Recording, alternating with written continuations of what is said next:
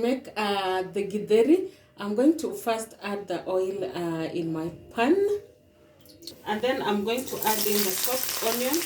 Here I'm using the red onions, and then I'm using also the spring onions. I've also added some chopped garlic. So I'm going to stir them until they are translucent. As you can see, they have changed a little bit of color. So I'm going to add in my tomato puree,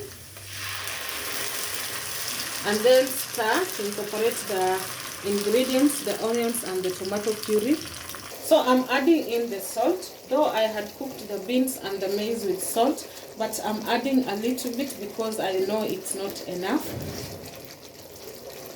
The only spice I'm using here is curry powder, so I'll add in the curry powder and keep stirring a little bit so that the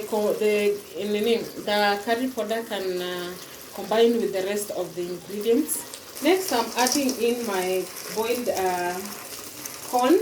The boiled corn, I just boiled it separately so that there's something else I want to use to make that corn with. So I just boil them separately. I'll just add the beans from also a separate place. The maize was frozen, that's why it looks whitish. But I tried to defrost it by just removing it from the freezer and placing it somewhere for some hours before I could get to cook this githeri. Next, I'm adding in the beans that I had stored.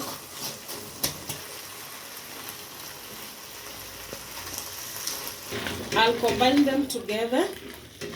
I added a lot of beans because I love my githeri to have a lot of beans. As simple as that. Not much spices. I only use just a little bit of spices. Today I just used curry powder because I didn't have turmeric. I decided to use only that. If I had turmeric, I could have actually used the turmeric as well.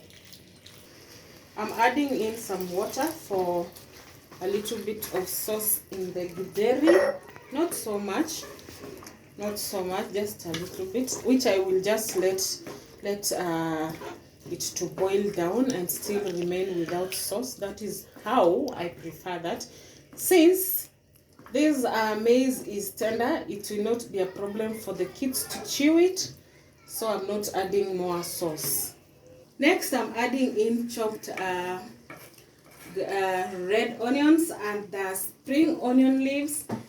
For the chopped red onions are for some crunchiness and the aroma from the onions, and also for the leaves, they make that githeri delicious.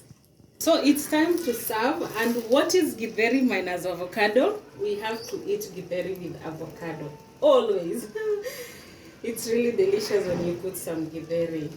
Yeah, some avocado. So this is the githeri and it looks so delicious, so yummy.